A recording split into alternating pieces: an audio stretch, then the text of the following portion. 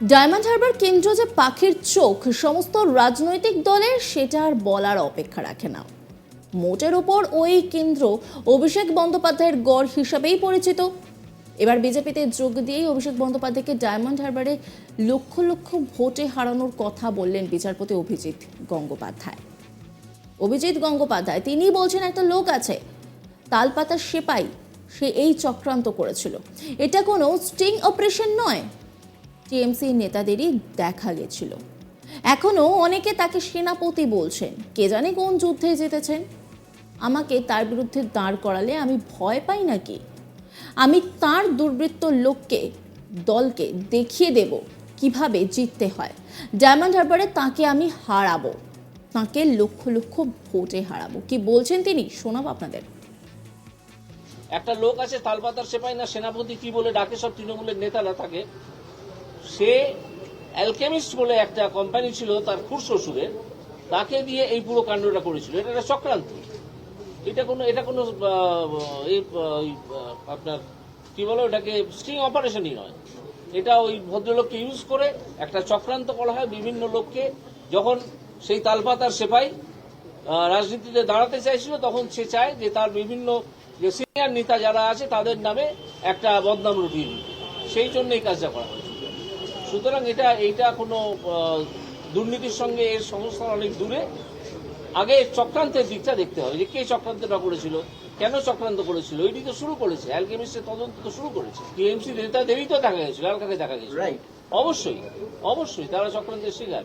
কেউ কেউ সেই চক্রান্তের শিকার হয়ে এখনো গিয়ে ওই তালপাতার সেপাইকে সেনাপতি বলে ডাকছেন। কোন যুদ্ধ তিনি জিতেছেন আমি জানি না, সেনাপতি তো।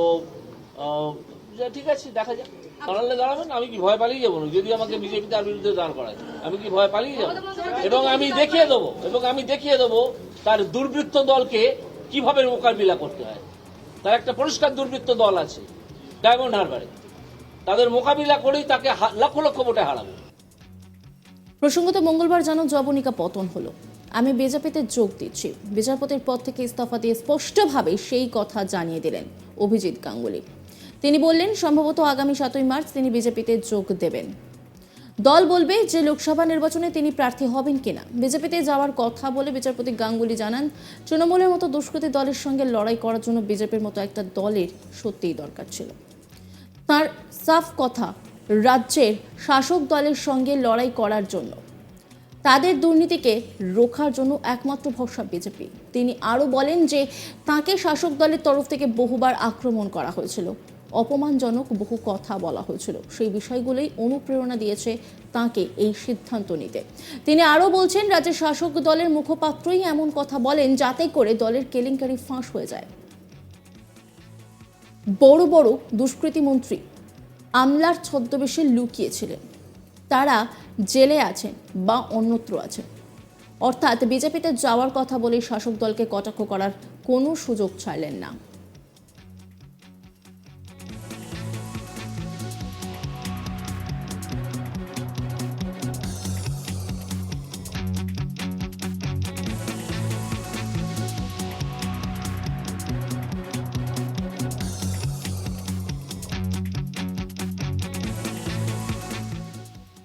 ডায়মন্ড হারবার কেন্দ্র যেন একেবারে পাখির চোখ সমস্ত রাজনৈতিক দলের, সেটা কিন্তু আর বলার অপেক্ষা রাখছে না।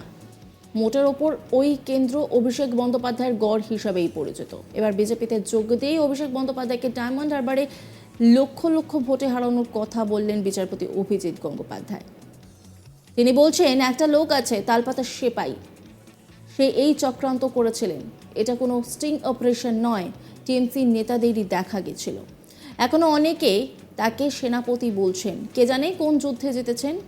আমাকে তার বিরুদ্ধে দাঁড় করালে আমি ভয় পাই নাকি?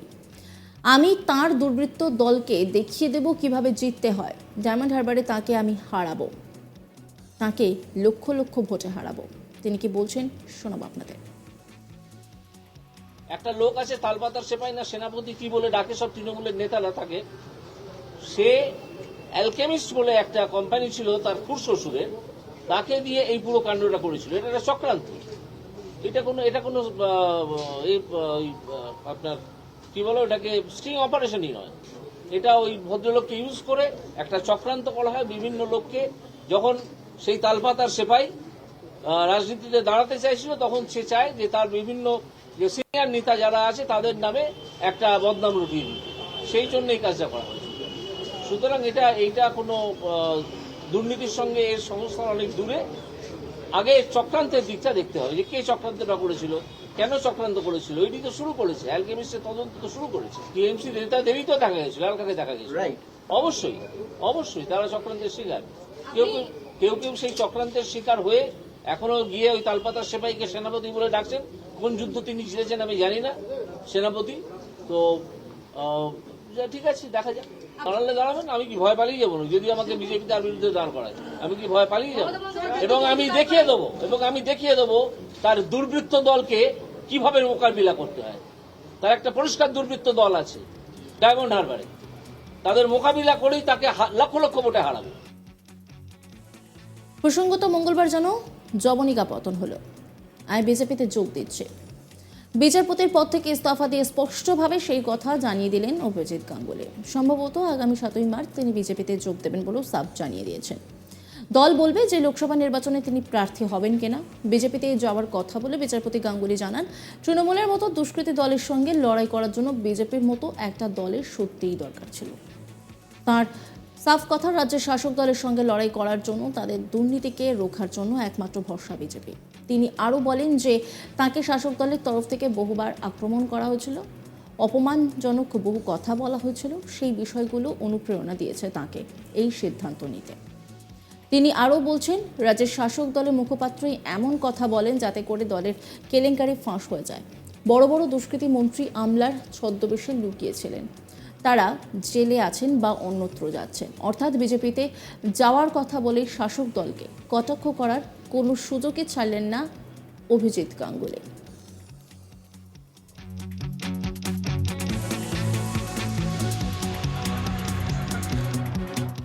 আমরা এই মুহূর্তে জানি, ডায়মন্ড হারবার একেবারেই পাখির চোখ প্রত্যেকটা রাজনৈতিক দলের। এখনো পর্যন্ত লোকসভা ভোটের দিনক্ষণ বা নির্ঘণ্ট প্রকাশ হয়নি, তবে প্রত্যেকটা রাজনৈতিক দলই কিন্তু মাঠে নেমে পড়েছে। সেই ডায়মন্ড হারবারের কথাই কিন্তু আবারও শোনা গেল।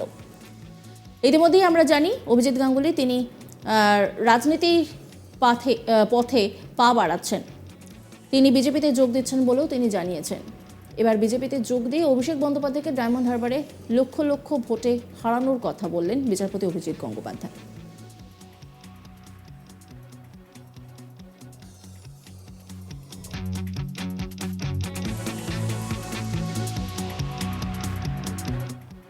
অন্যান্য খবরের আপডেটের জন্য অবশ্যই নজর রাখুন আজ তাক বাংলার ইউটিউব স্ট্রিমিংয়ে।